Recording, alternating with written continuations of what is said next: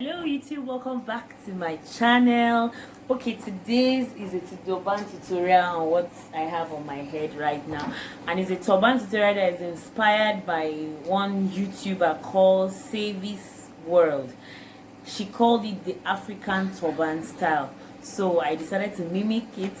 So feel free to compare and contrast, and I don't know, just let's go into the video proper. Please don't forget to subscribe to my YouTube channel and welcome new subscribers, returning subscribers. God bless you. I love you all. Thank you so much.